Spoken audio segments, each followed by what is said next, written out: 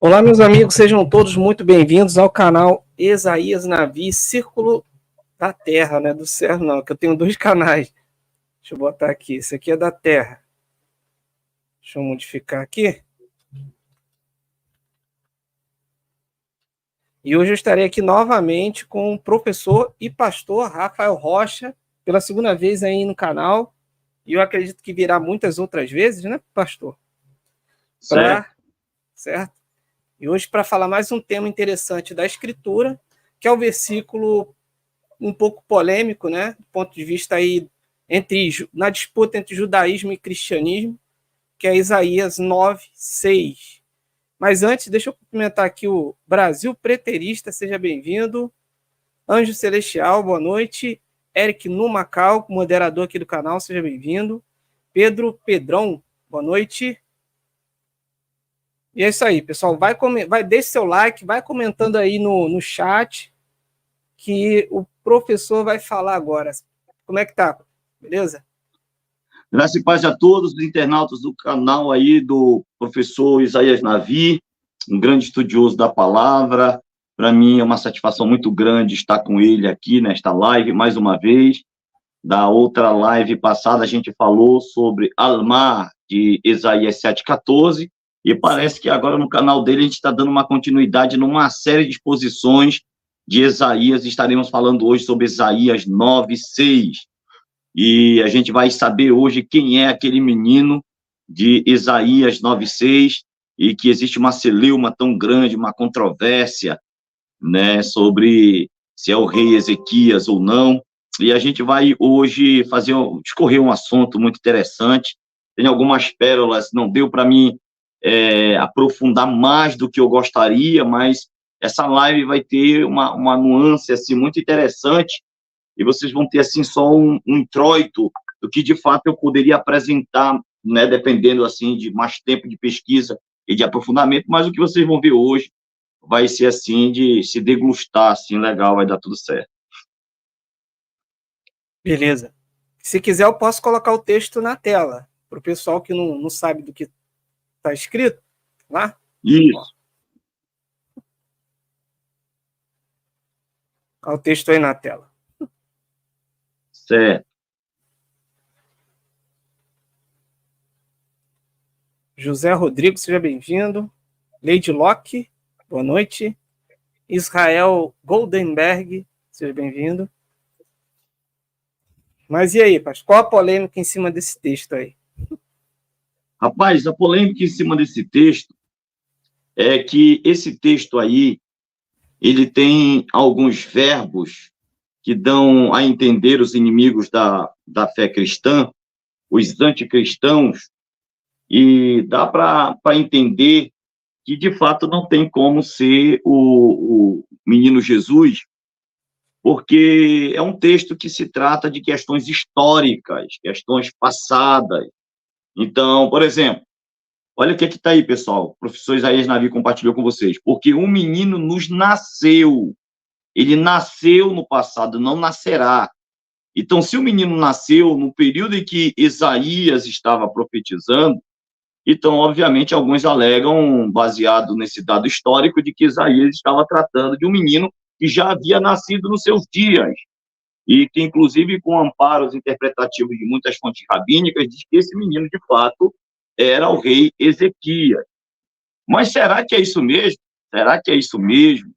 E deixa eu dizer uma coisa, ultimamente, desde o meu último vídeo passado, o professor Isaías Navi, eu comecei a assumir uma postura com o conhecimento que Deus me deu, numa linha apologética. Eu sou um teólogo cristão, tá? Então, eu vou começar a me posicionar de forma mais agressiva e confrontacional. E quando eu digo agressiva, não é na base do ad hominem, não do ataque pessoal, mas é mais agressivo na linha do academicismo mesmo, da ideia, do conhecimento. Porque nós estamos hoje passando uma crise de identidade cristã. A igreja evangélica brasileira está sendo esmagada com céticos, ateus, agnósticos, teólogos liberais, e até um movimento judaizante no Brasil muito forte, com um discurso de que o cristianismo é antissemita. Então, eles estão combatendo o antissemitismo com o anticristianismo. Então, às vezes, é aquela pessoa que se faz de vítima para poder atacar. Os cristãos sempre nos odiaram ao longo da história, demonstraram sentimentos antissemitas com relação à comunidade dos judeus, mas os judeus também, que têm feito um trabalho, né, antimissionário cristão, que é um trabalho de missionários judeus para converter muitos, como tem feito muito. Hoje eu só vejo na internet, nos grupos de WhatsApp, cristãos dizendo: eu estou fazendo uma techuvá, eu estou fazendo o retorno às origens judaicas da fé, e tudo e tal, e os cristãos perderam a identidade, não sabem quem são, não sabem o que dizem, não sabem o que afirmam, são como meninos, como Paulo disse, agitados por todos os ventos de doutrinas, e que não tem chão, não tem base. E hoje eu vou mostrar algo interessante, que vai ser uma desconstrução de toda essa crise de identidade que a gente tem enfrentado no nosso país. Então eu estou assumindo um papel apologético.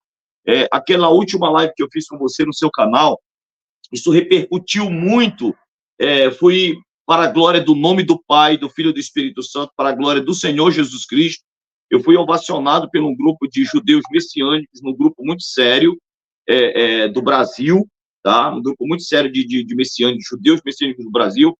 Eles disseram que a exegese que eu fiz, provando que Deus estava dando aquele sinal e aquele milagre para si mesmo, ou seja, estava praticamente engravidando Alma para si, estava fazendo Alma conceber para si, estava fazendo com que este menino, que seria chamado de Emanuel, né, era um menino que era Deus conosco, porque era um nascimento para Deus.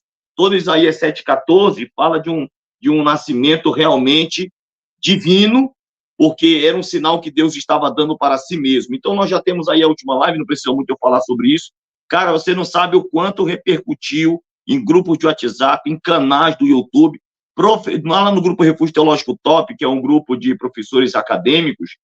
Cara, fui parabenizar o professor Leonardo Andrade, que você conhece, que é um dos grandes professores das línguas semíticas no Brasil, disse que, olha, o que o senhor expôs ali, eu vou até copiar aqui, quando eu debater, eu vou usar este argumento nos meus eventuais e futuros debates, e muitos outros, né, viu que aquela live realmente foi para a glória de Deus, e a mesma não será diferente hoje, tá? Eu não estou defendendo aqui Mishnah, Kabbalah,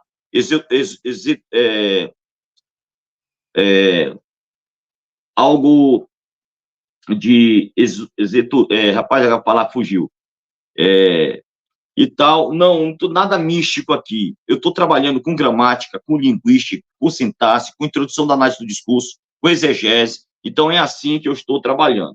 E se tratando de Isaías, ainda para falar sobre esse menino de Isaías 9,6, eu não estou dando viagens internacionais interespaciais.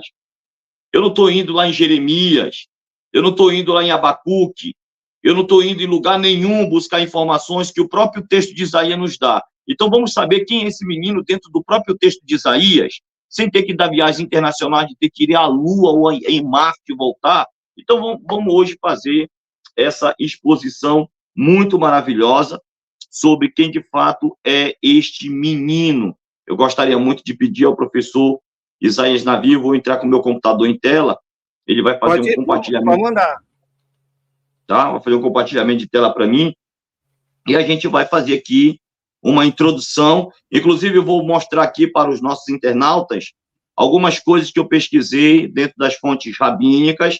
A mentalidade que eles têm acerca desse texto aqui, de fato, é mesmo o rei Ezequias, tá? E aí, esse é o lado deles de lá, né? Para poder negar o nosso Messias cristão, né? Então, mas, professor, na tradição judaica antiga, em algum comentarista, ou Talmud, algum texto tradicional judaico, ou no Targum, né, não tem uma referência a esse texto como sendo o Messias, em algum lugar? Tem, não há unanimidade nem entre eles. Ah, tá. Entendi. Não há unanimidade nem entre eles, entendeu? Então, é um problema que eles vão ter que resolver, tá? Eles vão ter que resolver porque, de fato, e a gente, obviamente, está com a parte mais conservadora do ponto de vista linguístico. Então, está aí o meu computador, fiz o compartilhamento de tela agora. A gente vai... Bom, pessoal, deixa eu só aumentar aqui. Vou fazer uma apresentação aqui. poderia aprofundar, sim. Eu sou um cara que... Agora, antes de eu fazer a apresentação, eu sou um cara um pouco... Acho que eu desenvolvo mais na base do debate. Sim. Se eu estiver debatendo, a taboca racha. Então, veja bem. Ainda agora, estava no grupo de WhatsApp, eu pedi para o professor Morel Wallace, professor de hebraico da Universidade Federal do Rio de Janeiro. Ele disse que não tem como defender que Jesus é o menino de Isaías 9:6, e que, de fato, ele acredita ser o rei Ezequias. Eu disse para ele, né, como um grande amigo, ele é um amigo, tá? Apesar de a gente ter discordâncias ideológicas do ponto de vista bíblico, mas somos grandes amigos, mais chegados que o irmão. Eu disse, cara, o que tu vai fazer hoje? Bora desenvolver um pouco mais sobre isso. Não vem de eu fazer só uma exposição, pode rolar agora um debate, a queima-roupa aqui no canal do professor Isaías Navi. Se ele quiser, pode entrar aí.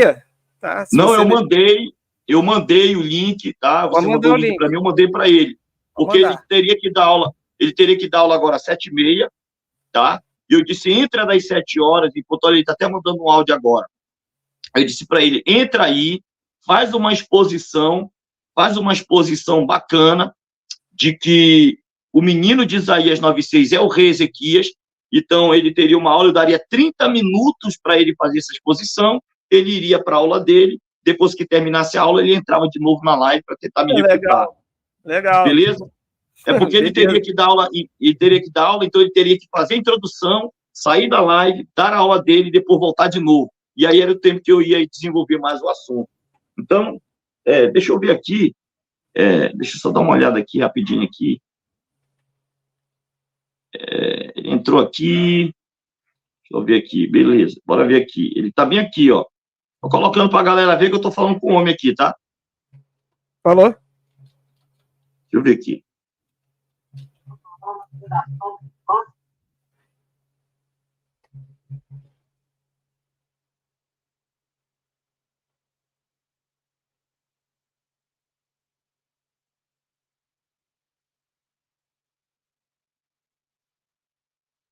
Tá falando com ele aí?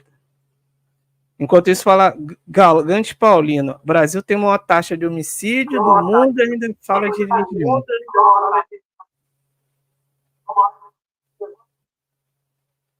Beleza. Ele teve que dar aula na infância e adolescência.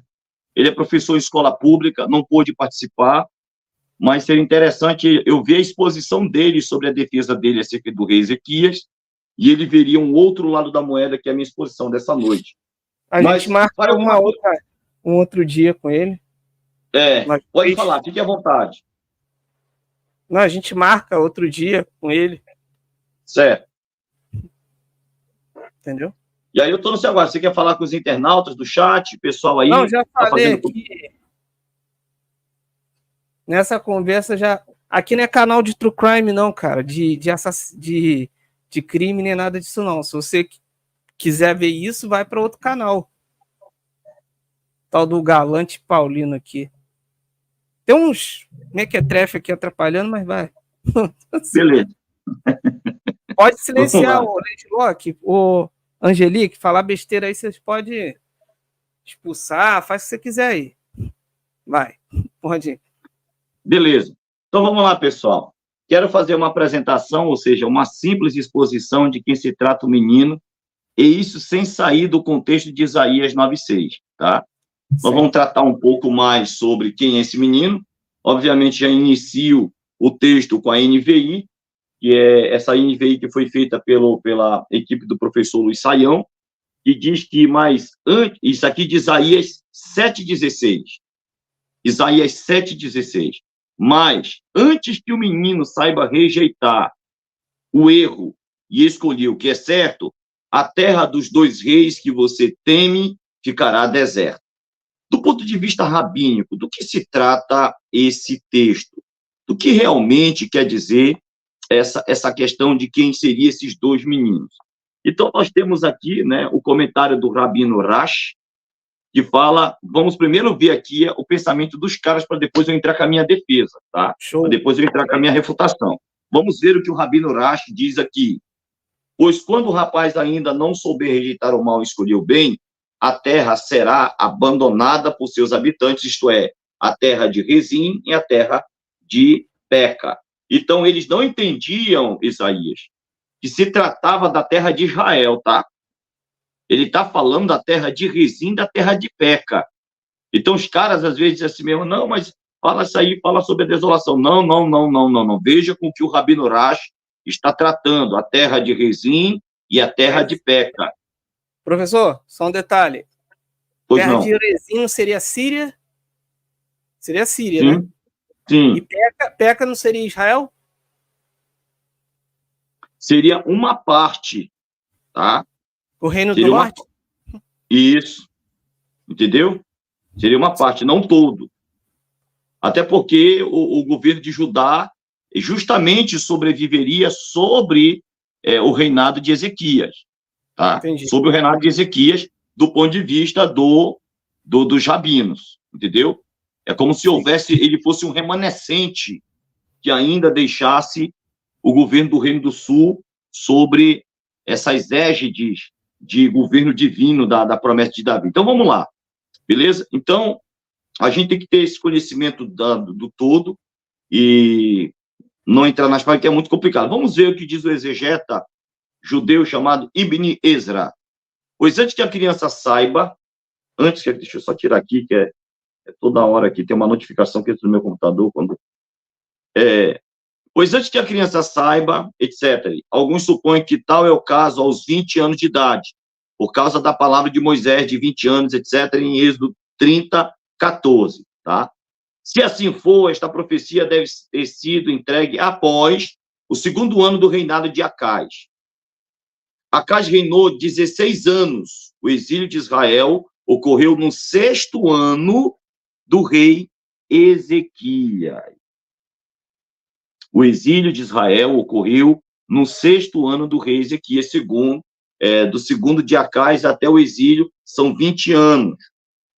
Mas é possível, necessário, é esperado após a observação de verso 15, né? E que se quer dizer uma idade anterior aos 20 anos. Beleza, aqui é uma exposição e comentários sobre o texto em apreciação de Isaías 7, que a gente está lendo ainda lá, beleza? A gente ainda não entrou no Isaías 9:6. O Rabino Urash ainda comentando esse texto aqui, tá? Eles estão comentando, deixa eu explicar, porque senão a galera vai achar que está comentando aqui Isaías 9:6, tá? Ele está comentando esse texto de Isaías 7:16. Mas antes que o menino saiba... 7:16.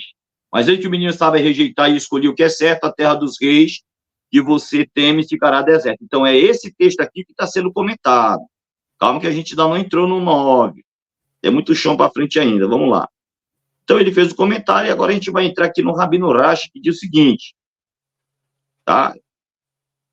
Temeis e temeis os seus dois reis, Rezim e Peca, porque naquele ano o rei da Síria marchou sobre Damasco desde que Acaz o contratou, como se firma no livro do 2º Reis 16:9.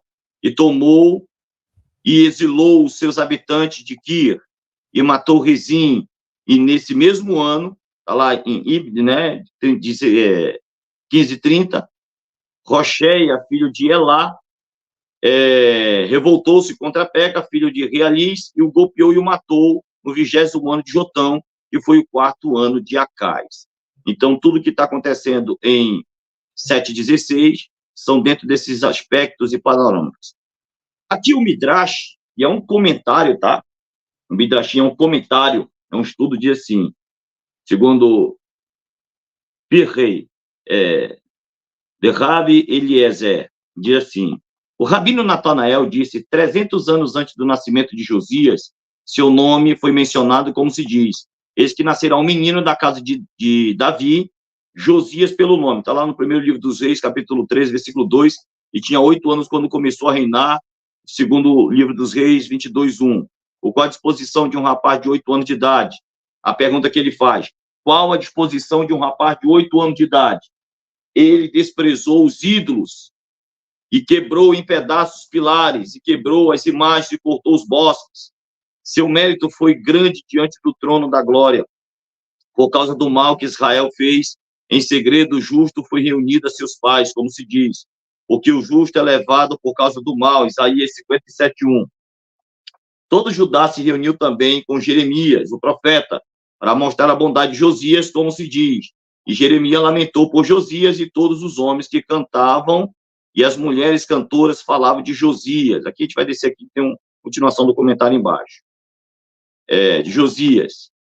Rabi Meir disse: os homens cantores referem-se aos levitas que estavam na plataforma cantando, e as mulheres cantoras referem-se às suas esposas. Rabi Simeão disse: estes termos não se referem apenas aos levitas, às suas, como se diz, assim diz o Senhor dos Exércitos: considerai-vos e chamai pelas mulheres enlutadas, para que venham, e mande buscar as mulheres astutas, para que venham, e se apresse e se tome um lamento por nós. Jeremias 9, 17, 18. Por isso, os sábios instituíram a regra, que isso deveria ser feito a todos os sábios de Israel e aos seus grandes homens, como se diz.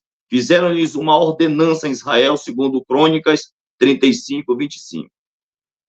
E ainda comentando, né, ainda no Targum de Onatan, diz que, ainda falando sobre esta criança, diz aqui o seguinte: mas antes que uma criança saiba rejeitar o mal,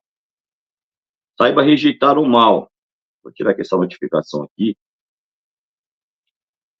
é bom que a gente vai introduzindo, a galera vai entrando na live, o número de pessoas na live vai aumentando, até chegar na minha defesa, vai ter uma galera boa aí. O Targum de Jonathan, ou de Onatan: mas antes que uma criança saiba rejeitar o mal e escolher o bem, a terra será desolada por causa do qual estás no estreito, por causa desses dois reis. Veja que no Targum não diz quais são as terras, mas o Rabino Urash lá no começo fala que terra é que seria desolada. Então, vamos lá. Aqui ainda dando continuidade, beleza? Dando continuidade ainda. Comentário citado de Rasban, diz que eles ficarão frustrados com suas próprias vidas ao observar o desenvolvimento dos israelitas. Essa expressão de frustração com a própria vida já foi usada quando Rivka, ou Rivka, que é isso, Rebeca suportou pensar em Jacob se casar com uma garota cananeia. Também ocorreu em sentido semelhante em Isaías, capítulo 7, versículo 16. Deixa eu só tomar uma água aqui.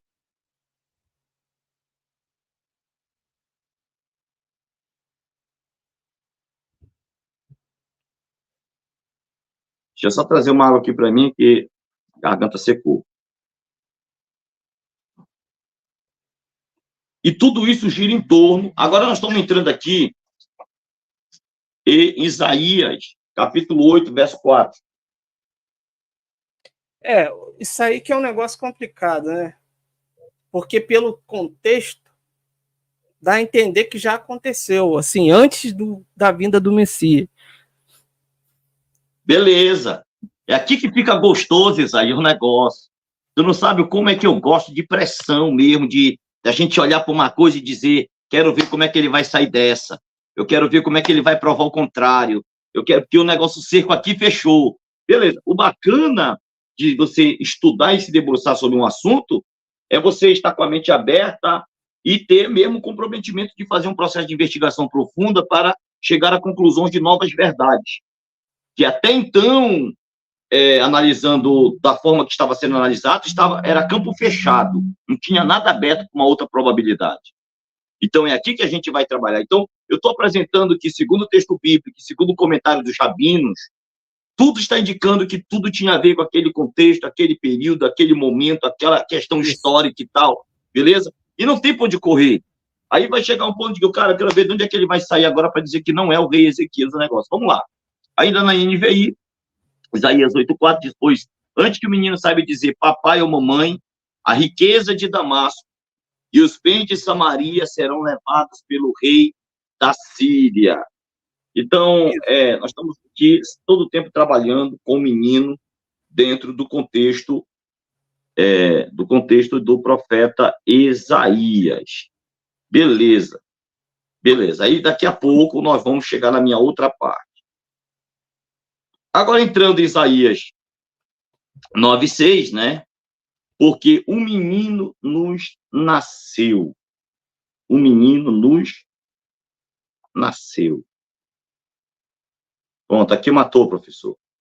Professor Rafael, não tem para onde você correr, porque aqui se trata, tá, de uma ação concluída, dando uma ideia de passado no hebraico. No hebraico não tem passado, presente e futuro. No hebraico tem ações com aspectos temporais. Ação concluída, ação não concluída. Então, pronto, acabou a live, não tem mais nada para o senhor provar nada, pode terminar a live, acabou. Beleza, vamos lá, vamos trabalhar o texto, porque o menino nos nasceu, um filho nos foi dado, foi, de novo aqui o verbo, ó, acabou, tá? O menino já foi dado, e tem a ver com o passado aqui também, tá? Tem a ver com o passado, foi dado, acabou, não tem mais nada aqui, e o governo estava sob seus ombros, tá?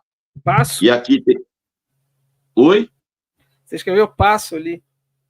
Opa, perdão, de vez em quando me dá uma cara branca, passado.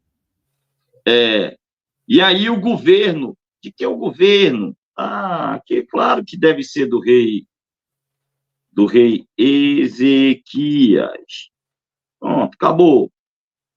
Aí, porque o menino nos nasceu, um filho foi nos dado, e o governo de Ezequias está sob seus ombros, né? E o governo está sob seus ombros. Ele será chamado... Judá, né? Seria Judá. Porque ele é da tribo de Judá, né? O reino. O reino de Judá. Reino do Sul. Judá, Reino do Sul, beleza, tá tudo aí. Está sob seus ombros, ele será chamado maravilhoso. Maravilhoso. Essa palavra maravilhoso, nós vamos ter aqui, olha como eu sou didático, eu não estou entrando no hebraico, eu só vou dizer porque eu já estudei tudo aqui, tá? A palavra maravilhoso no hebraico tem a ver com milagre. Pode procurar aí, professores de hebraico do Brasil. A palavra maravilhoso no hebraico significa milagre. Como é que é? E ele será chamado maravilhoso, ou alguém que realiza maravilhas, alguém que realiza milagres. Aí era para ter uma vírgula que não tem. Conselheiro, Deus forte, Pai eterno e príncipe da paz. Será que tudo isso se aplicou no governo do rei Ezequias? Cara, isso aqui é, no mínimo, digno de reflexão, tá? No mínimo, digno de reflexão, tá? Porque a gente tem que ter muito cuidado de ser... Porque é o seguinte, Isaías, o que está acontecendo hoje entre as pessoas que alegam estudar a Bíblia? É 880, é um extremismo danado, é um preterismo... É um preterismo total, tá? É um preterismo total, sem entender alguns desdobramentos linguísticos, algumas nuances do texto, e, inclusive, parece que perderam a identificação do que se trata, ou de fato significa um texto profético. Então, vamos lá. Então, aqui a gente já tem algo interessante para entender que o rei Ezequias, historicamente, não realizou ou não teve nenhum tipo de característica divina, como essas características se apresentam para um menino que nasceu. Isso aqui é uma pergunta que todo mundo tem que fazer sobre o texto. Mas vamos continuar ainda, vamos ver o que os rabinos dizem sobre esse texto. Vamos continuar vendo o que os rabinos dizem sobre esse texto? Vamos lá. O menino nos nasceu, um filho se nos deu, o governo estará sobre seus ombros. Vamos ver o que o rabino Rash fala sobre este menino. Aquele que aumentou a autoridade, a quem ele vai chamar este nome, tá? A quem ele vai chamar este nome? Ao rei que aumenta a autoridade do santo. Peraí, Zé. Tudo bem?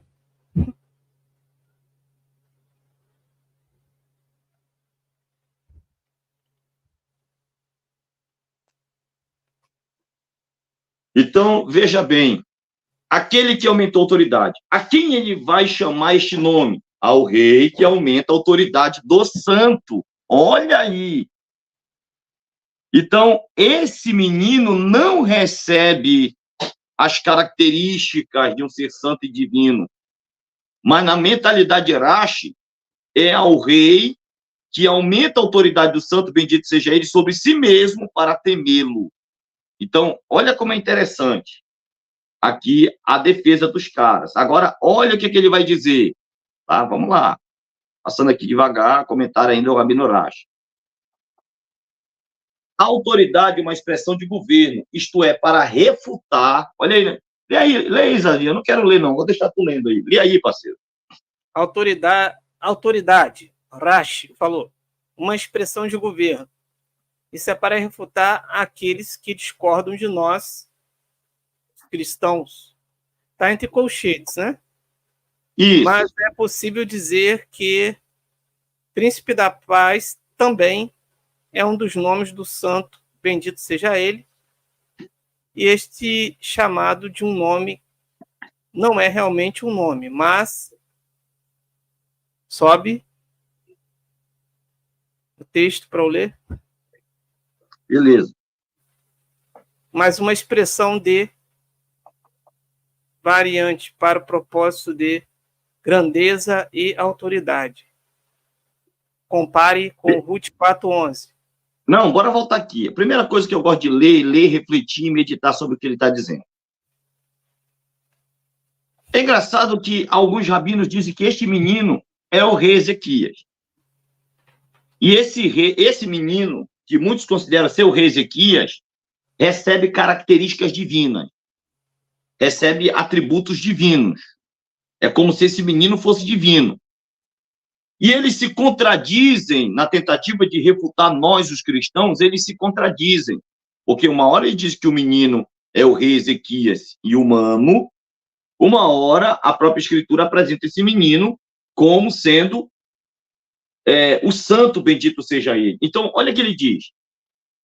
Autoridade é uma expressão de governo, isso é para refutar aqueles que discordam de nós, os cristãos, na fala de Rashi, mas é possível dizer, que o príncipe da paz também é um dos nomes do santo, bendito seja ele, ou seja, o eterno. Este chamado de um nome não é realmente um nome, mas uma expressão de, variante para propósito de, a grandeza e autoridade.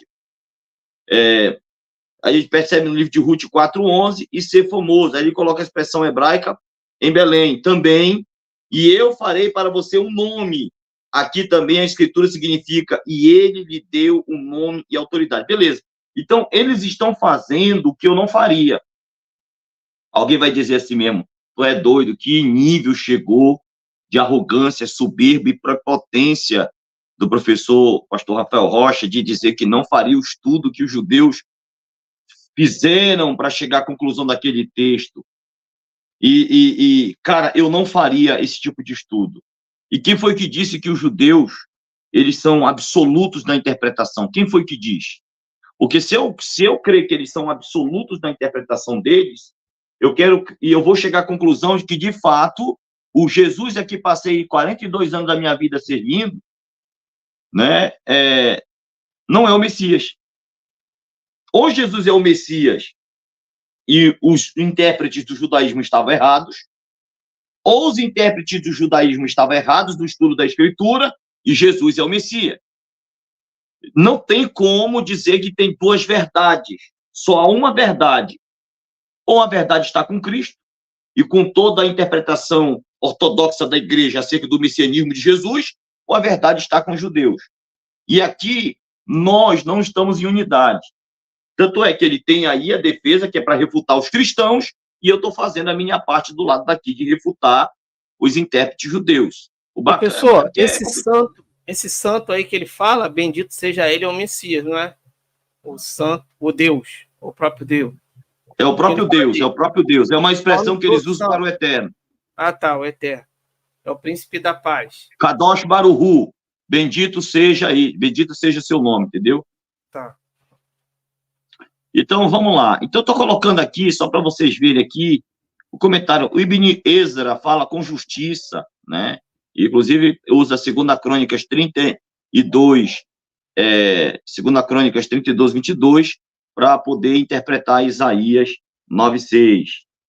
Então, vamos lá. Também Urashi continua ainda. E para a paz que é dada a ele, não haverá fim, pois ele tinha paz de todos os lados. E este fim não é uma expressão de um fim para a eternidade, mas não haverá limites. No trono do reino de Davi está paz, será justiça e a retidão que Ezequias realizou. Cara, se alguém crê que Ezequias realizou e que Ezequias foi realmente chamado príncipe da paz e que trouxe aquela paz e que trouxe aquele governo e que foi chamado de maravilhoso, ou seja, milagroso, alguém que surpreendeu para trazer todas essas características, foi inclusive chamado maravilhoso, Deus forte, uma expressão usada a Ezequias, a gente vai ter muito problema mesmo, tá? Mas vamos lá, aqui eu estou só colocando aqui ainda o que os rabinos estão comentando, só para que a galera possa ver. A gente entra no Targum de Jonatã, ainda sobre Isaías 9:6, diz assim: a grandeza daqueles que praticam a lei será magnificada e para aqueles que preservam a paz. Não haverá fim para o trono de Davi e de seu reino para estabelecê-lo e edificá-lo em juízo e em justiça a partir de agora para sempre. Pela palavra do Senhor dos Exércitos, isso será feito. Olha, isso será feito. Então, o Targum de Jonatã, ele não acreditava que isso já tinha sido realizado. Ainda será feito. Cara, eu sou um cara muito enjoado com palavras. Tá aqui, Targum de Jonatã. Ele diz que isso ainda seria feito. Tá? Isso não foi realizado por Ezequias. É algo que, no texto do aramaico do Targum de Jonatã, ele acredita que ainda seria feito. Ou seja, não foi realizado pelo profeta, pelo rei Ezequias. Então, veja que não há unanimidade entre eles. Entre eles não há unanimidade. Mas vamos lá. Como não existe unanimidade em nada na academia, né? Mas vamos lá. E aí nós temos aqui de novo o Targum de Jonatã dizendo: o Senhor enviou uma palavra à casa de Jacó e ela foi ouvida em Israel. Então está se tratando de uma palavra profética. Está se tratando de uma palavra que de fato deve ser analisada e meditada com muita atenção. E ainda assim, vai chegar a uma controvérsia maior acerca disso, Isaías, porque a cada dia que se passa, agora, isso aqui é deles, tá? Professor Rafael, o senhor usa a Mishnah, o senhor usa a Kabbalah, o senhor usa a numerologia bíblica, o senhor usa a macumba judaica, o senhor usa aí nada. Isso aqui é o pensamento dos caras. E eu estou mostrando que eles se contradizem por si só. Se eu botar um judeu debatendo com outro judeu, eu nem preciso participar do debate. Basta botar que você vai ver controvérsia entre judeus. Há judeus que vão dizer que o menino não é o rei Ezequias dentro do próprio judaísmo, e vai haver judeus que vão dizer que o menino, na verdade, é o Mashiach que ainda virá para estabelecer o governo e para apresentar aqueles atributos divinos. Então, vamos lá para acabar lá para o estudo dos caras, tá? Isso aqui é para o estudo dos caras. Então, Nervá diz assim, Tabat, ou seja, anel, te liga aí agora no men fechado. Nós temos o men de Lemarbé, lá de Isaías 9:7, que fala do aumento do governo, e aquele men não é o men sulfit no começo de uma palavra, tá? Ele não é um men que está ela deveria estar no fim de uma palavra e está lá no começo. Olha como é que a Kabbalah judaica vai interpretar aquele men falando do aumento do governo. E eu quero saber se isso se aplica ao rei Ezequias. Tabaat, Anel e Malkut, do lado de Chokhmah. Chokhmah, você sabe que é sabedoria, tá? Sabedoria. Então, vamos lá. Os segredos essenciais do men fechado, de Isaías 9:6, da Biná em Chokhmah.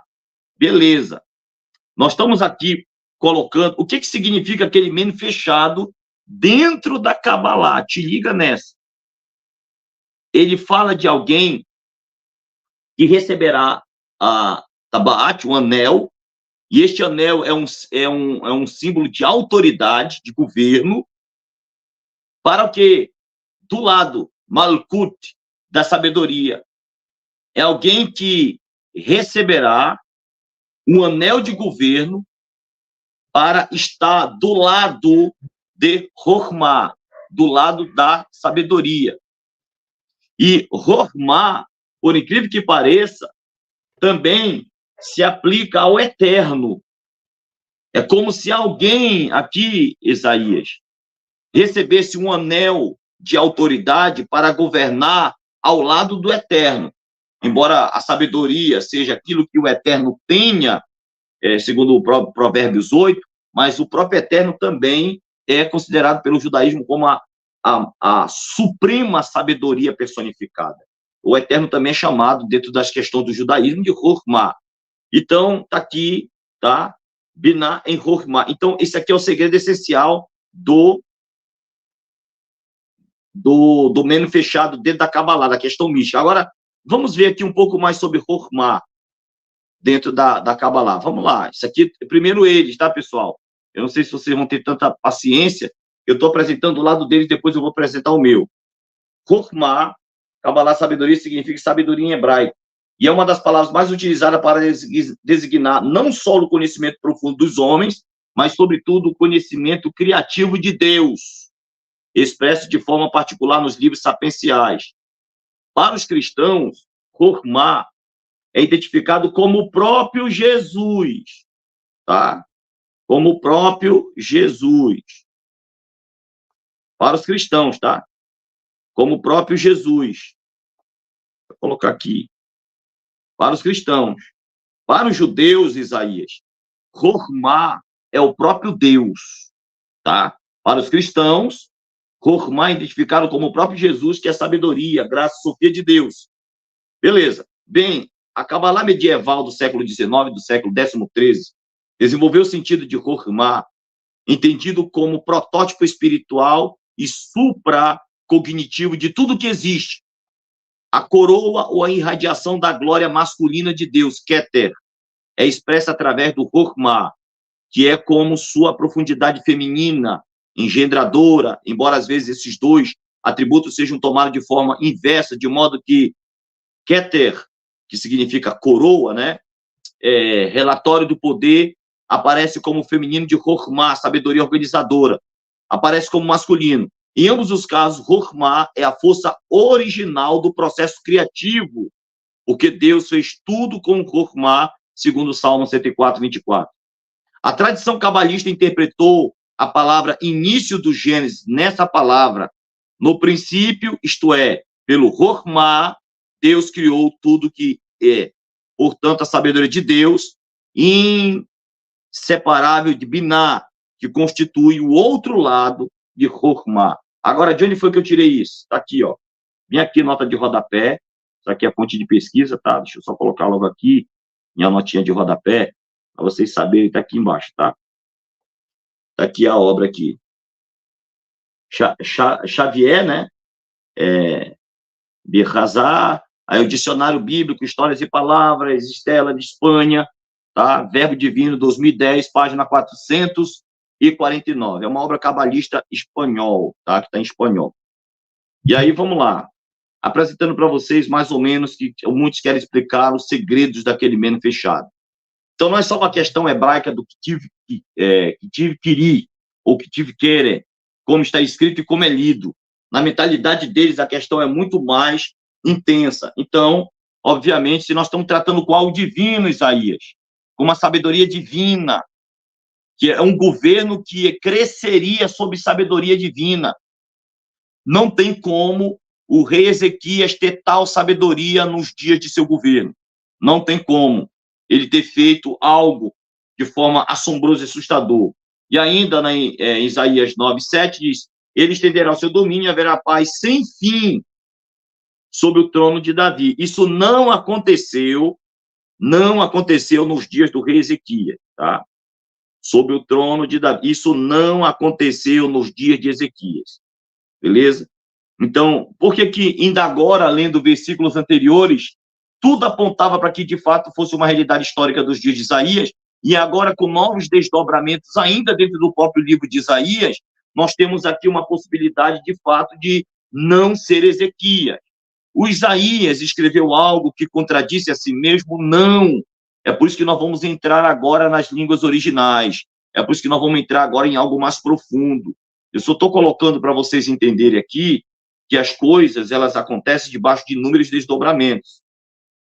Nós temos Isaías 9:5 aqui na Bíblia Hebraica Stuttgartense, na BHS, mas é porque é assim mesmo, na Stuttgartense, na Septuaginta, não está na mesma ordem da nossa Bíblia. O nosso capítulo 9 diz aí verso 6, na BHS é verso 5, tá? Mas que ilet, né? O ladlanu, ou seja, porque o menino nos nasceu. Agora, vamos lá. Vamos ver esse verbo nasceu. Esse verbo que está grifado de vermelho aqui, tá? O lad. Verbo nasceu. Vamos analisar esse verbo aqui, nasceu agora. Vamos analisar. Verbo nasceu no catálogo perfeito. Ô, professor Rafael Rocha, você é um professor de hebraico muito desleixado. O senhor não sabe que o verbo, quando ele está no perfeito, a ação foi concluída, portanto, obviamente, no hebraico, o catálogo com um aspecto de ações concluídas, dá uma ideia de passado, então, estamos aqui no perfeito, acabou para o senhor, não tem mais nada. Beleza, vamos analisar o texto, calma, pessoal, vamos lá, tá? Vamos lá, nós estamos aqui com o verbo nasceu no catálogo perfeito e a conjugação com o sufixo em hebraico. Beleza? A conjugação, rapaz, tu é doido. Vou tirar a notificação no meu computador, sempre estou aqui com umas notificações. A conjugação do sufixo denota o aspecto perfectivo do verbo, ou seja, você vê a ação do verbo de uma perspectiva externa, a perspectiva de ver ou pensar na ação do verbo como total e completa. Como total e completa. Beleza, vamos lá. Sem respeitar o tempo da ação. Sem respeitar o tempo da ação. A conjugação perfeita transmite toda a ação sem dividi-la em seu processo cronológico. O hebraico perfeito, então, não é um tempo verbal. Um termo gramatical que fala do tempo em que ocorre a ação do verbo, passado, presente, futuro, etc. O hebraico bíblico não possui tempos verbais, como o espanhol ou o grego. O tempo da ação é transmitido pelo contexto. Olha aí. A galera também desconhece isso daqui, entendeu? Uma pergunta, professor. Certo. O verbo ali, no hebraico, yulad, com daguesto no lamed. Ali por que tem essa vocalização? Tipo, porque como é que eu vou explicar? Tem a vocalização U. Né? O lad. Por que tem a vocalização no patá? E o lad? Ora, tem a vocalização no patá, porque o que está acontecendo? Oi? Sei. É tempo passado, é isso? Isso aí? E o lado? Isso. Mas vamos lá, vamos desdobrar o negócio. Será que é só isso mesmo? Isso aí, basicamente... Porque é o seguinte, Isaías, presta atenção. Existe a classificação gramatical, ele é um nível básico de toda a língua. A classificação gramatical. E existe o aspecto sintático que vai elevar o nível desse termo. Nós estamos aqui analisando primeiro esse termo no básico nível de classificação gramatical, mas nós vamos aumentar o nível dentro do aspecto sintático. Aí nós vamos entrar. Então, às vezes, aí, o que está acontecendo? A galera, ele lê uma palavra hebraica e aí deixa eu classificar gramaticalmente.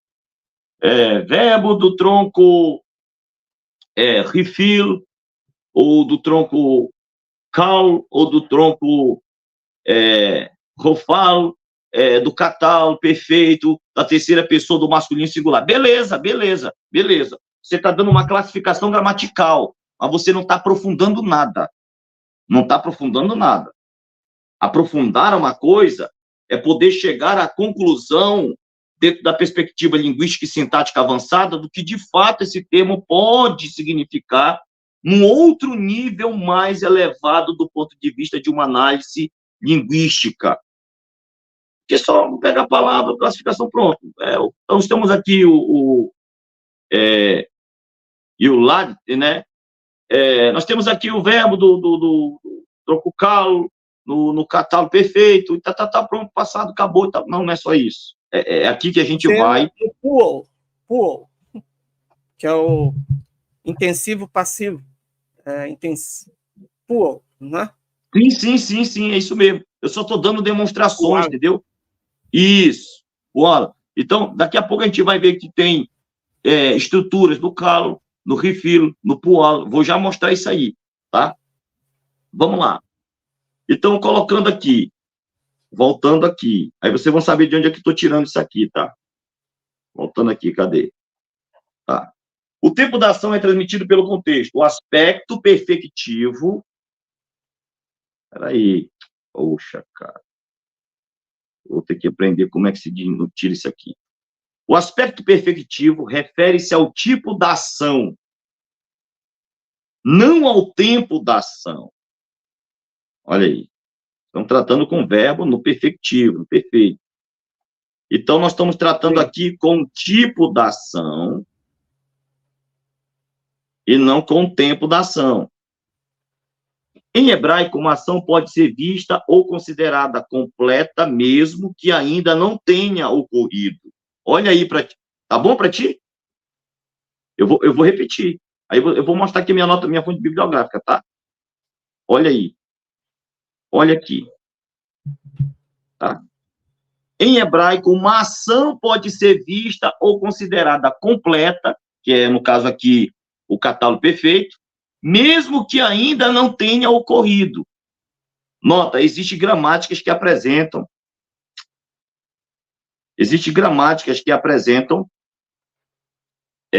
interpretação do tempo verbal em vez de aspecto do verbo hebraico. Quando ao contexto indicar, a conjugação do sufixo também transmite o modo indicativo, o modo da realidade. De novo, de onde foi que eu tirei isso? Nota de rodapé, tá? Vou colocar aqui porque a galera acha que eu estou criando na minha cabeça. Irmão, um estudioso da Bíblia, ele não inventa nada. Ou ele vai ter amparo, ou ele não vai ter amparo. Vou colocar aqui a nota de rodapé aqui, ó. Tá aqui a nota de rodapé, tá bom? A nota de rodapé tá aqui embaixo, aqui, ó. Michael Reisers, glossário de banco de dados de terminologia morfossintática, tá? Do software bíblico 2005, tá? Eu tirei de lá. Então, vamos lá. Voltando.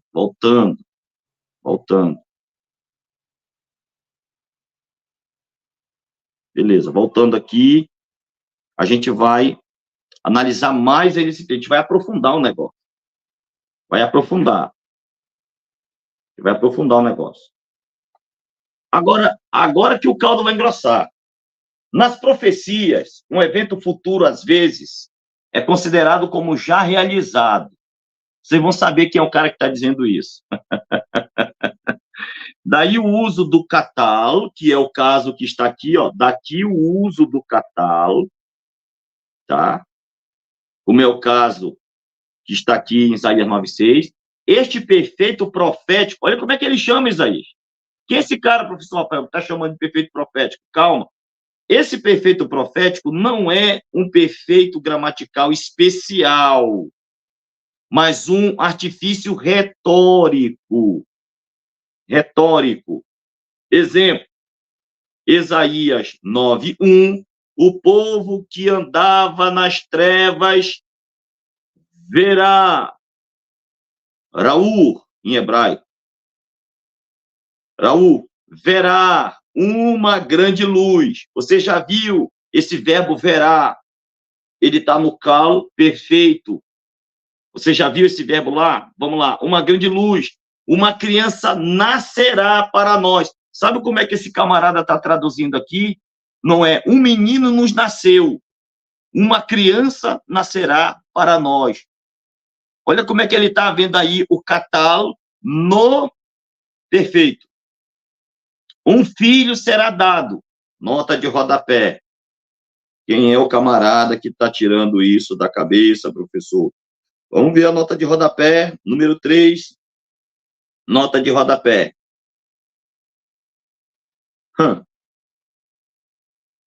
Paul Ruon e Muraoka, uma gramática do hebraico bíblico, Pontifício Instituto Bíblico 2006, página 335. Você sabe quem é aí o Paul Ruon e o Muraoka, né? São os feras aí da área do hebraico, beleza? Tá aqui a nota de rodapé e a página, tá? Então, são nada mais do que o Muraoka que está dizendo isso aqui, tá? Outro fera do hebraico. Então, tá aqui ele dizendo... O passado como futuro. É chamado de futuro histórico. Futuro histórico. Entendeu? Assim, seria uma linguagem profética, né? Você fala as coisas como se tivesse acontecido, mas por causa do tom profético, é uma projeção para o futuro, para o que vai ocorrer. Essa questão do tom profético soa como algo místico, né? Eu estou trabalhando com linguística e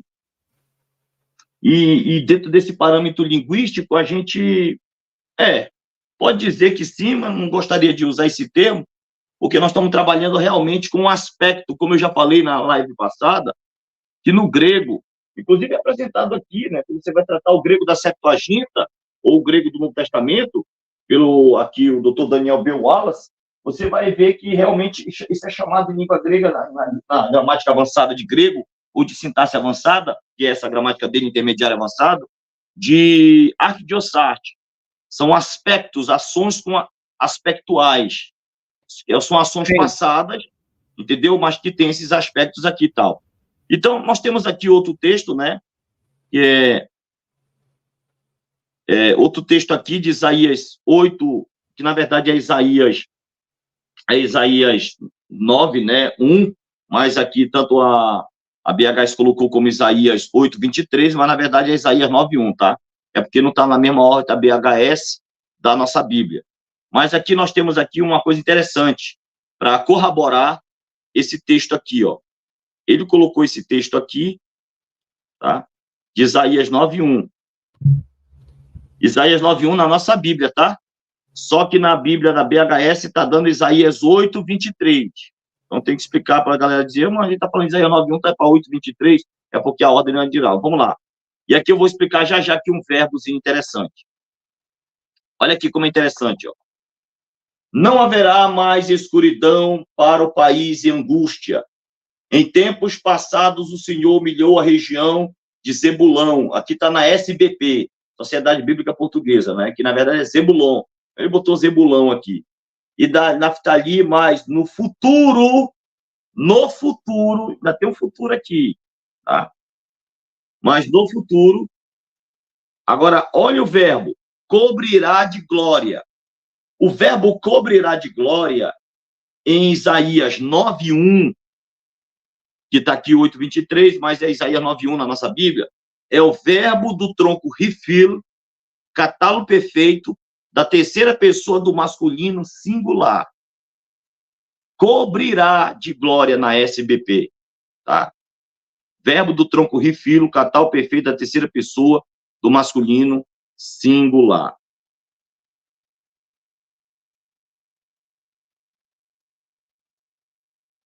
Agora vamos para outro texto.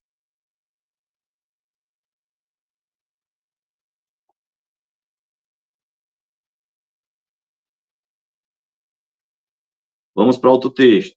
Só vou colocar aqui exemplos de que o verbo no catálogo perfeito vai ser traduzido como futuro. Tá? Vamos lá. Colocando aqui, passando a nota de rodapé, para vocês saberem que foi feita uma pesquisa sobre isso aqui, tá? Nada se dá no vazio. Agora ficou aqui Isaías 9:1 mesmo, porque é a Almeida Revista Atualizada. Mas para a terra que estava aflita, bem aqui em cima, eu sempre coloquei de vermelho para você, quando vir aqui, ARA, para os internautas aí que alguns sabem, outros não sabem, a gente tem que ser professor nessa hora, para saber que texto a gente está trabalhando, para eles conferir em casa. Mas para a terra que estava aflita, não continuará a obscuridade. Deus, nos primeiros tempos, tornou desprezível a terra de Zebulon e a terra de Naftali. Mas nos últimos dias, tornará glorioso. Olha o tornará aí, glorioso. Verbo do refiro, catal, perfeito, terceira pessoa, do masculino, singular. Na outra tradução, aquela foi SBP. Essa aqui é Almeida Revista Atualizada. Estamos na tradução agora da RCS. Não haverá mais escuridão para o país e angústia em tempos passados. O Senhor humilhou a região de Zebulão e de Naftali, mas no futuro cobrirá de glória. De novo, o verbo cobrirá no futuro está no verbo, refiro, catálogo perfeito, terceira pessoa do masculino singular. AKJ, a Bíblia King James. Apesar de tudo, este não haverá mais escuridão para todos os cantos, para todos quantos estavam desesperançados. No passado, ele humilhou a terra de Zebulon, de Naftali, contudo, no futuro, cobrirá. Cobrirá no futuro, ou no futuro cobrirá de glória. Onde é que está aqui de novo? Verbo do refilo, catálogo perfeito, terceira pessoa do masculino singular. Da Galileia, estou trabalhando com traduções. E nada se dá no vazio. Eu tenho um amparo da minha costa aqui, o negócio está pesado. Eu não entro assim de peito liso, não. Tá? Nós temos aqui a A21, Almeida, século 21. Tá? Almeida, século 21. Vamos lá. Entretanto, não haverá escuridão para que estava aflita em tempos passados. Ele humilhou a terra de Zebulon e a terra de Naftali, mas no futuro fará, olha o verbo, fará no futuro, glorioso. Verbo, refiro, catálogo perfeito, da terceira pessoa do masculino singular, o caminho do mar, além do Jordão, Galileia dos gentios. A NAA. Isaías 9:1. Mas para a terra que estava aflita, não continuará a escuridão. Deus, no primeiro tempo, tornou desprezível. A bateria já está. Tornou desprezível a terra de Zebulon, a terra de Naftali, mas nos últimos tempos tornará glorioso. De novo, verbo, refiro, catálogo, perfeito, terceiro e tal. NTLH, que não é considerada nenhuma tradução que presta, né? Mas é uma tradução possível, uma paráfrase. Vamos lá, NTLH, nova tradução da linguagem de hoje, também traduziu. Mas a aflição dos que estiveram sofrendo vai acabar. No passado, Deus humilhou a terra das tribos de Zebulon e de Naftali, mas no futuro, ele tornará famosa. E se tornará famosa, verbo, refiro, catálogo perfeito, terceira pessoa masculino singular. NVI, a tradução feita pela equipe do professor Luiz Saião, tá? Estudo de hebraico. Contudo, não haverá mais escuridão para os que estavam aflitos. No passado, ele humilhou a terra de Zebulon, de Naftali, mas no futuro honrará. Esse verbo honrará, que está no futuro, verbo, refiro, catálogo perfeito, da terceira pessoa do masculino singular. A NVT. Esse tempo de escuridão e desespero, no entanto, não durará para sempre. A terra de Zebulon. Olha, deixa eu dizer uma coisa para vocês aqui. Vocês já perceberam que nós estamos falando do menino de Isaías 9:6? O menino nos nasceu e um filho se nos deu. E vocês estão vendo que nessa mesma estrutura do menino de Isaías 9:6, nós estamos encontrando o verbo no catálogo perfeito, Isaías 9:1. Do Isaías 9:1 para o Isaías 9:6, quantos versículos tem? Nós estamos dentro do mesmo texto, tá? Nós estamos trabalhando com o mesmo texto. Só para vocês terem uma ideia. Ah, o professor viajou, foi lá para Abacuque, foi para Zacarias. Não. Desde que essa live começou, eu não saí de Isaías. Quem saiu de Isaías foi os rabinos. Eles saíram, eu estou trabalhando dentro de Isaías.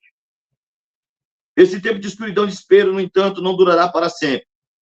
A terra de Zebulon, mas no futuro da Galileia dos gentios, localizado junto à estrada entre o Jordão e o mar, se encherá de glória. Olha, se encherá, verbo encherá, verbo refiro, catálogo perfeito.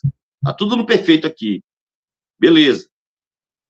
Agora, a gente tem uma outra questão interessante, professor Isaías, que é Isaías 9:1, que é equivalente a Isaías 9:2, tá?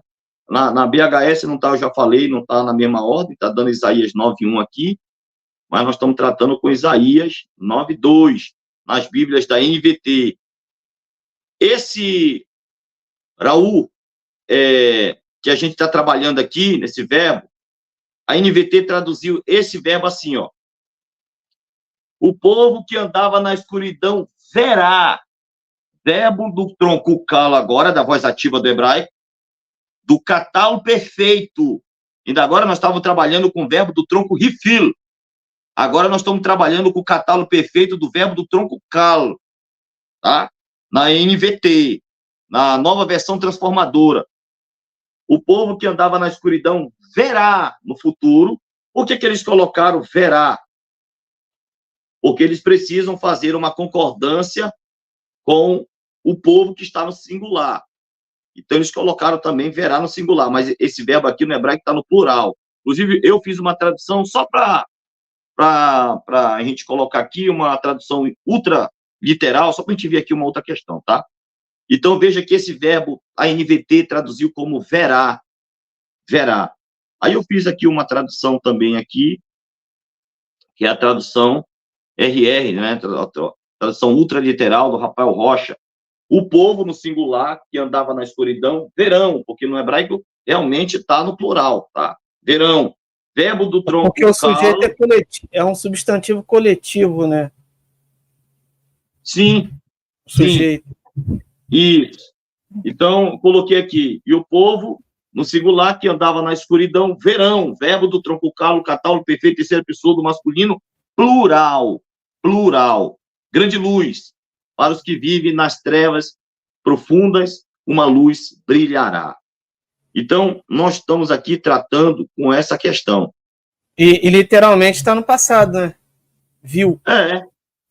Isso, só que a gente poderia descortinar, né? A gente poderia descortinar as questões muito mais intensas, muito mais. Tem muita coisa aqui para falar. Estamos com 1h e 7 minutos de live. A gente tem muita coisa para falar aqui. Deixa eu ver aqui o que é que dá aqui. Mas eu já coloquei aqui como prova, né? Ibn Ezra, ele falou alguma coisa sobre o men sofit no começo da palavra. Deixa eu ver se eu tenho mais outra coisa aqui embaixo. Tá? Outra coisa que eu quero mostrar para você é o seguinte. Tá? Esta obra aqui, pessoal, esta obra aqui, vou voltar para cá de novo, tá? Porque é uma obra séria, deixa eu...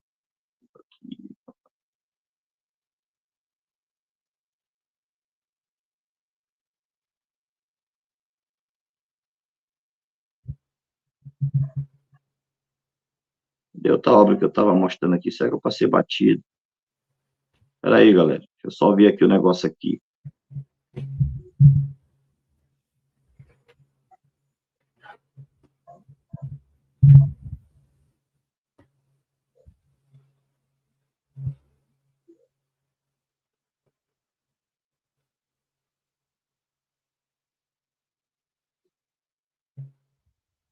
Eu vou deixar aqui, eu vou só mostrar para vocês aqui. Esse estudioso chamado John Oswald, né? Ele produziu essa obra, que é um comentário de Isaías, e nessa obra ele fala algo interessante sobre Isaías dentro do aspecto contextual, do contexto de Isaías, tá? Ele falou aqui nessa obra, que eu estou colocando para vocês aqui, 289, olha o que ele diz. Olha o que ele diz aqui, Isaías. Isso aqui é na página, tá, dessa obra em PDF, página 300. Página 300, está aqui, ó. Olha o que ele diz. Isso aqui é um erudito do Antigo Testamento, tá? Inclusive, foi uma obra que me foi repassada pelo meu amigo, pós-doc em língua hebraica e teologia do Antigo Testamento, professor Fabiano Ferreira, de Filadélfia, nos Estados Unidos. Ele me passou essa obra. E aí, ele disse, olha, eu vou mandar um negócio para ti que vai corroborar aí a tua defesa. E aí ele vem colocando aqui, aí eu achei interessante o comentário desse estudioso, onde ele vai falar porque o menino... Olha como é que está aqui nessa obra aqui, ó. Olha essa tradução. Lê aí, Isaías. Porque nos nascerá um menino, dar-se-nos-á um filho. A autoridade Beleza. estará sobre seus ombros. Está Ele tudo no será futuro. Eu só quero que vocês entendam que até nessa obra nós temos uma tradução. E essa tradução foi feita por John Oswald, né? Então, ele traduziu, isso aqui é a tradução dele, ele é hebraísta, tá? Esse cara é uma autoridade no Antigo Testamento. Porque nos nascerá um menino e dar-se-á um filho. Colocou os dois verbos, nascerá e dar-se-á no futuro, na tradução dele. Aí, olha o que ele diz aqui embaixo, comentando esse texto. Tá? Comentando esse texto. Neste segmento, Isaías alcança o clímax iniciado em Isaías 7:1. Tá bom para ti? Os caras, é isso que eu te falo, o estudo sério da Escritura, não precisa o cara ir em Marte e voltar. Basta o cara entender a proposta da própria obra, no que o autor Isaías queria ensinar para os seus leitores, interlocutores originais, e tentar entrar na mente do autor, entender toda a proposta dentro do próprio contexto de Isaías. Então, ele está associando Isaías 9:6, o menino nos nasceu, com o nascimento, inclusive, isso aqui é o clímax, tá? Se iniciou em Isaías 7:1. Este segmento que é Isaías 9:6. E nesse segmento, Isaías alcança o clímax da sessão iniciada em Isaías 7:1, ou seja, o clímax está em Isaías 9:6, mas se iniciou em Isaías 7:1. E o que quer dizer? Aquela minha defesa, professor Isaías, que eu fiz na última live passada, que Deus daria um sinal para si mesmo, ele faria um milagre para si mesmo. E Alma engravidaria, não era para Acais, não era para Isaías, era para o próprio Deus. Então, este menino que receberia o nome de Emanuel, que é, na verdade, Deus conosco, é um menino que nasceria com uma natureza divina. Então, veja que este menino que nasceria com natureza divina, porque o próprio Deus, o texto deixa entender que aquela Alma engravidaria como tendo origem no próprio Deus, e não intervenção humana. Não intervenção humana. E aqui em Isaías 9:6, deixa mais claro ainda que este menino que nasceria no futuro, e não nos dias de Acais, não nos dias de Isaías, não seria Ezequias, mas este menino que nasceria no futuro teria natureza divina, atributos divinos, características divinas. Então, a gente já tem essa obra aqui para validar, em lugar do monarca infiel, cuja administração política míope realmente submergirá a nação no mais intenso desespero. Ali se ergueu o monarca ideal, que, embora apenas um menino, porá fim a todas as guerras e estabelecerá um reino eterno, fundamentado na justiça e na retidão. Como menino, ele é de culminação de uso que Isaías faz de meninos para indicar o senhorio providente de Deus sobre a história. Aqui, contudo, os nomes não expressam mais nenhum evento ou situação futura, como no caso de os filhos de Isaías, né? Tampouco expressa diretamente a relação entre Deus e seu povo, como no caso de Emanuel, ó.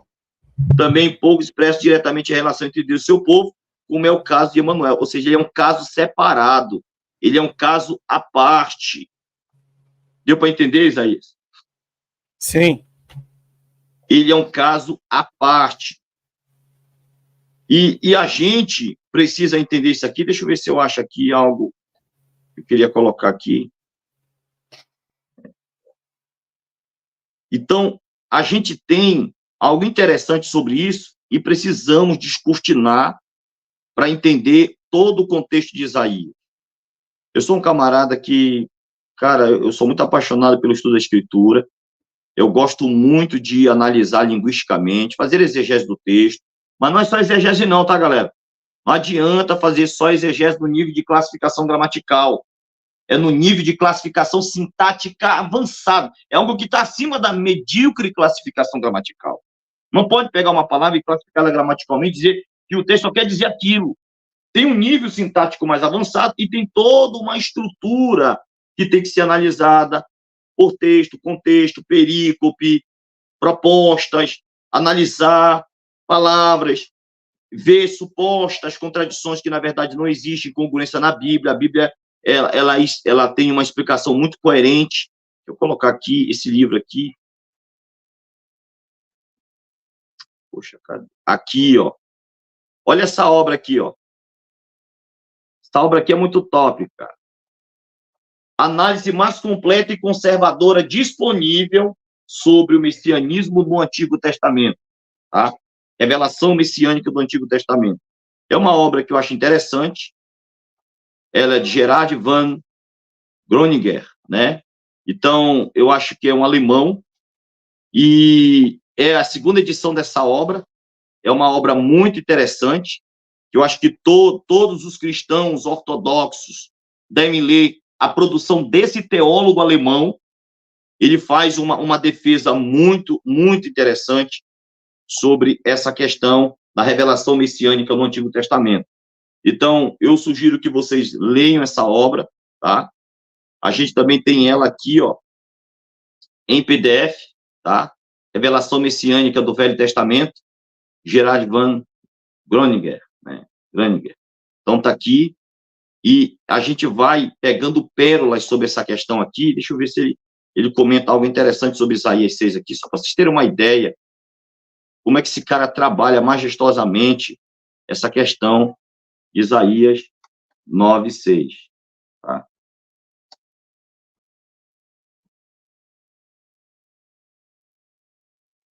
Vocês vão ver o comentário dele sobre essa questão. Aqui é uma questão, tá? E tem uma fonte bibliográfica vasta, tá? Dentro do ponto de vista. Esse cara aqui, deixa eu falar para vocês, esse alemão aqui que produz essa obra, ele não desenvolveu esse trabalho aqui debaixo de judaísmo, de misticismo, de macumbaria judaica, não, tá, pessoal? Essa obra aqui foi desenvolvida do ponto de vista linguístico. Esse cara é um hebraísta, tá? Esse cara aqui é um hebraísta. Então, olha o que ele diz. Quando ele vai adiantar e afirmar que as duas mais antigas referências esporádicas à esperança messiânica na escritura hebraica, olha aqui, ó, na escritura hebraica, eu vou ter que aumentar a tela porque não está muito... A escritura hebraica, se for grifar aqui de amarelo, vocês vão saber aonde é que eu estou.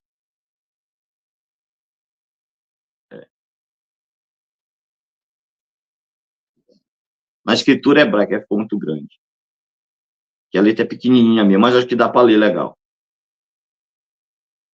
Na escritura hebraica, então, ele vai colocando aqui ambiguidade de crise assíria, 721, 701, pode-se compreender que a razão de Levey não pode ser considerada um guia seguro em sua explanação sobre os documentos targúmicos. Aqui também ele vai se utilizar de fontes linguísticas, tá? Porque documentos targúmicos, ele está falando de manuscritos de aramaico targúmico. Então, veja que ele se utiliza de fontes manuscritas para fazer a defesa do que ele faz, tá? Não é meramente fundamentado em tradição, não. Então, vamos lá, deixa eu colocar aqui, só para você ter ideia da maravilhosa questão que ele fala sobre o messianismo de Jesus, amparado tanto no texto hebraico, como amparado também no aramaico targúmico, que é um aramaico diferente, obviamente, do aramaico siríaco, né? Então, ele faz Isaías umas apresentações tops acerca de que, de fato, Isaías é considerado o profeta messiânico. A proposta toda de Isaías, de fato, é apresentar o Messias que virá no futuro e não um rei que terá características messiânicas que muitos consideravam. Você sabe que no judaísmo, né, Isaías, tem pessoas que são chamadas de Machia. Por exemplo, o Rebbe de Lubavitch era considerado uma espécie de Machia. Ou ainda determinado... Ainda é. Ainda é pelo grupo Rabad. É Rabad. Isso. O grupo Rabad considera ele como Machia até hoje, mesmo depois de morto. Certo. Então, veja como é interessante aqui as notas de rodapé que ele coloca já em Isaías 9:6, do texto Massorético 5, um dos nomes dado à criança ou filho. Qual é o nome? Olha aqui, ó. Eu estou indo para a nota de rodapé, tá? A nota de rodapé. E ele está dizendo que um dos nomes que foi dado à criança ou filho, vamos ver aqui, nota de rodapé 45, vamos voltar aqui um pouco aqui acima, tá? Tá aqui, ó, 45, El Gibor, tá aqui o númerozinho 45, aqui do lado, aqui, grifado de amarelo, tá? Que é Deus Todo-Poderoso. Aí eu te pergunto, esse é um dos nomes que será dado à criança, Deus Todo-Poderoso, é uma criança com natureza divina. Aí eu pergunto, o rei Ezequias preenchia esses quesitos? Eu acho que não. Para não dizer que eu estou afirmando com certeza que não. Tá? E a gente não pode afirmar tudo, porque senão fica um pouco dogmático. Tá? A gente não pode afirmar as coisas. Vamos lá. Isaías dá o nome do filho a nascer, Emanuel, Isaías 7,14, bem como outros nomes em Isaías 6,9. Olha aqui. Olha como esse cara associa Isaías 7,14. Estou falando de um teólogo alemão, galera. Eu não estou falando de um pregadorzinho de Camboriú, de Reteté. Tá? Eu estou falando de um cara sério. Estou falando desse cara aqui, ó. Estou falando desse cara aqui, ó. Gerard Van Gogh. Está aqui a obra do cara. Deixa eu até diminuir aqui para ficar bacana para vocês verem aqui toda aqui a...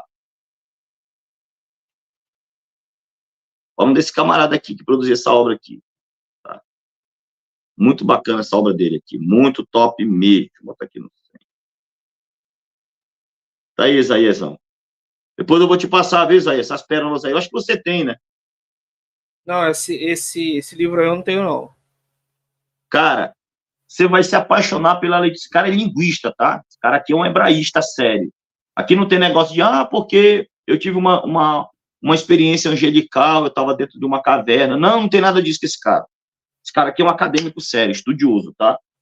Então, a gente está apresentando acadêmicos sérios a nível mundial. Vamos lá. Esses títulos aí não poderiam ser aplicados ao rei Ezequias, né? Não tem como.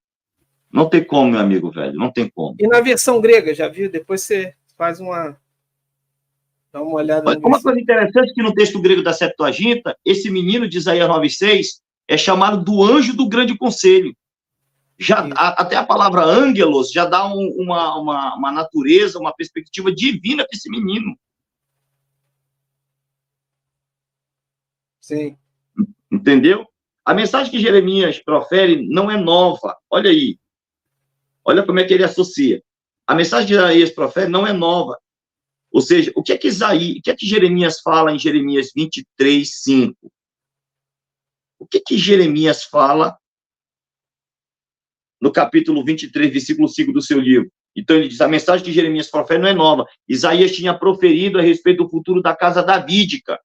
Ou seja, esse estudioso, ele diz que isso não é tão incomum, tá, pessoal? O profeta Daniel, ele soube, pelos números do tempo do cativeiro babilônico, dos dias do povo de Israel na Babilônia, lendo o rolo do profeta Jeremias. Por que Jeremias não se utilizaria do rolo do profeta Isaías? Era um profeta lendo o outro. Tá bom para ti?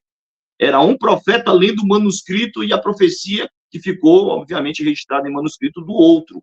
Então, isso é muito interessante, essa questão, e esses caras estavam muito concatenados, entendeu? Vamos lá. Colocando mais aqui, só para vocês procurarem pesquisar também, tá? Olha aqui, Jeremias faz referência específica à identidade do Messias. Identidade do Messias. Ele não usa o termo Machia nenhuma vez, mas sua referência, vou colocar logo aqui, mas sua referência ao ramo ou ao renovo da casa davídica, tá? Não deixa lugar para dúvidas. Ele está falando da mesma pessoa régia que Isaías tinha proclamado ser a posteridade de Davi, o pai da eternidade, o Deus forte de Isaías 9, 6, 7, texto maçorético, inclusive ele coloca aqui, ele coloca bacaninho, do jeito que eu pesquisei, né? Coloca aqui, ó, o texto Isaías 9, 6, 7, mas no texto maçorético é Isaías 9, 5, 6, a ordem é diferente. E aí, cara, esse cara sai descortinando toda a questão e associando que o que os profetas estavam dizendo, eles estavam interconectados com o que Isaías dizia. À luz das profecias anteriores a respeito do reino de Deus, Isaías 9, 6, 7, no texto maçonês, esse reino pode realmente ser considerado o reino messiânico. Está aqui, ó. Reino messiânico. E outros estudos da passagem de Daniel dará apoio a esta conclusão. Está aqui, Isaías 9. Está aqui a obra do camarada. Está aqui a obra do cara, pessoal. É esse cara aí, ó. Tá? Gerard van Groninger, né? Então, este é o cara, tá? Que já está com a segunda edição a obra dele, né? Deve ter vendido como água. Uma obra dessa aí para fora. A galera aí de fora lê muito, estuda muito. Americanos, norte-americanos, europeus, estudam muito. Mas na Alemanha os caras são estudiosos que só. E esta obra é maravilhosa. Vamos lá.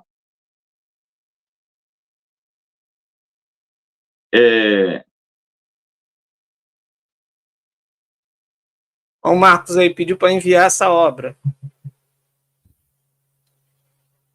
Certo.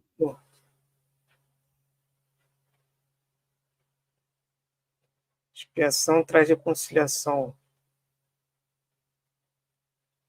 Jeremias fala da raiz de Davi, né? Que é mencionada lá em Apocalipse, a raiz o Netzer. Certo. Mas veja que está tudo muito bem conectado, tá? Agora, eu queria, na verdade, continuar me mantendo numa defesa mais linguística do menino nascerá e um filho nos será dado, num aspecto actidiossarte no hebraico, entendeu? Eu queria manter esse padrão aqui, porque, inclusive, eu estou amparado por o Muraoka, por Ruon e o Muraoka, estou amparado por traduções da NVT, estou amparado pela tradição desse próprio estudioso alemão que eu coloquei aqui.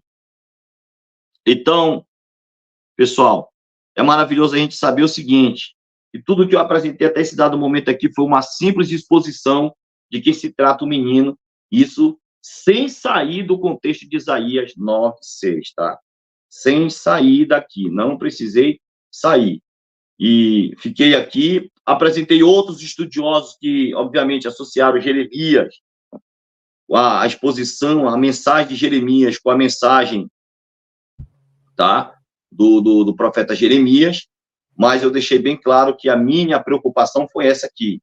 Primeiro, fazer aí uma exposição simples e acessível para a compreensão de todos, que esse menino ainda nasceria, né? Nasceria. Mas uma dúvida, professor, uma dúvida. Sim.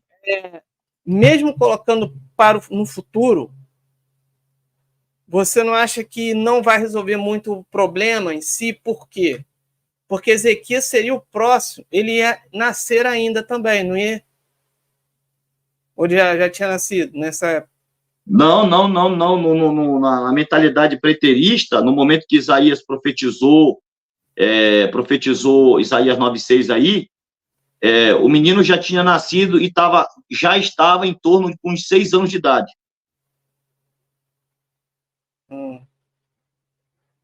Entendeu? Ah, tá. No momento que o profeta Isaías liberou essa palavra, você pode ler as fontes rabínicas, vai afirmar que no momento que Isaías disse, o menino nos nasceu, no momento que ele proferiu essa palavra, o rei Ezequias já tinha nascido e estava em torno de 6 anos de idade. Né?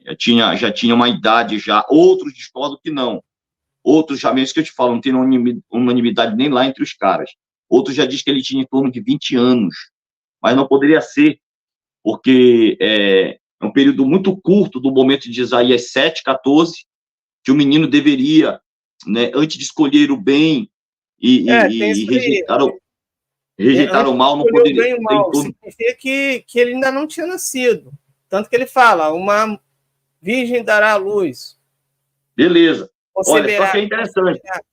Em Isaías 7:14, eis que a virgem dará a luz, o menino tinha nascido. Mas em Isaías 9:6, eis que o menino nos nasceu. Ou seja, já tinha nascido o menino. Entendeu? E aí ficaram naquela questão de que, de fato, o menino se tratava do rei Ezequias. eu discordo.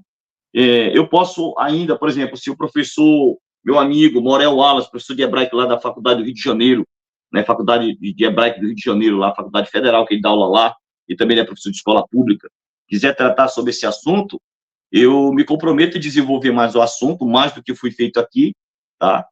E me comprometo a fazer uma exposição, obviamente, diferenciada, porque eu não vou usar os mesmos argumentos, eu sou o cara que eu gosto de cavar, meu irmão, até chegar no osso de Eliseu. Entendeu? Tá certo, vamos marcar um bate-papo aí entre vocês dois aqui no canal. Pois é. Foi aquele que estava lá no grupo, Eliseu, né? A gente tem vida de novo. É aquele que estava lá no grupo, não é isso? Que respondeu lá? É o professor Moré Wallace, né? O Moré Wallace, do Rio de Janeiro. É um fera de hebraico, hein? O cara é muito fera, professorzaço mesmo. Indicado aí por outro professor de hebraico, meu amigo que eu tive com ele no Espírito Santo, que é o professor Josivaldo Santos. Foi atender a convite do pastor Jonas Lupe, né? Presidente da Assembleia de Deus em Venda Nova do Imigrante do Espírito Santo. E aí o professor Josivaldo Santos, que substituiu o professor Antônio Gilberto, tá? Quando o professor Antônio Gilberto não ia, o professor Josivaldo Santos ia substituir ele nas palestras e mensagens. Então, eu estou falando de um senhor aí com mais de 70 anos de idade, não sei, na época ele já estava quase com 70, faz tanto tempo, acho que ele tem uns 70 e pouco já, eu perto dele, idade de ser filho dele, estou com 42 anos, né? E a gente teve junto. E aí, lê esse texto grego aqui para mim. Aí eu pegava o texto grego para ele e tal, a gente conversava. Foi muito bacana, a gente ficou no quarto lá na casa do pastor Jonalu, foi uma benção. E foi ele que indicou o Morel Wallace para estar no nosso grupo de professores. O cara é capaz, o cara é competente. Beleza, claro a gente pode marcar, eu costumo fazer aqui também, de acordo com a vontade dos participantes, né? Debate informal. O debate informal funciona assim. É um bate-papo em que cada um defende um lado, certo? Mas não tem marcação de tempo nem nada. A pessoa vai falando, aí o outro interrompe, bate-papo. Mas calma aí. Certo. Tem gente que não consegue fazer isso. Certo. Tem gente que não consegue. Mas tem gente que consegue ficar legal. A gente pode fazer isso aí. Entendeu? Os amigos meus são todos bem educados, né? Os caras. Então tá bom. Né? São todos bacanas, quiser fazer com a gente, tamo junto. Bom, basicamente foi isso que eu apresentei, tá? Beleza. É nisso que eu acredito. Eu tenho uma obra de um acadêmico alemão, além da NVT, além de todo o amparo gramatical. Tem uma obra produzida aí, que de fato eu já coloquei, tá? Que ele fez a própria tradução com todos os verbos no futuro. Então, não tem nem como dizer que não tem possibilidade e que se trate de um evento profético futurista, embora o verbo esteja perfeito, tá? Isso aí é muito interessante. Tamo junto, perfeito, né? Amanhã, lembrando que amanhã perfeito. Amanhã estarei aqui, vai haver um debate aqui entre Marcelo Atafona e Marcos Cardoso sobre se Jesus Cristo é Jeová, algo assim, né? Então, se prepare que amanhã o bicho vai pegar. Tá certo. Então, é isso aí. Professor, podemos terminar? Ô, meu amigo, poxa, tamo junto. Pode terminar, que aqui eu apresentei, basicamente foi isso que eu queria trazer, uma outra possibilidade de tradução, e é isso mesmo. Tá, a gente terá outras lives aí, vai ser muito bom. Então, obrigado a todos aí, valeu, o Marcos Palucci chegou aqui no final, Stones, valeu, até amanhã, pessoal. Obrigado a todos, estou terminando, hein, tchau, valeu. Graças e paz.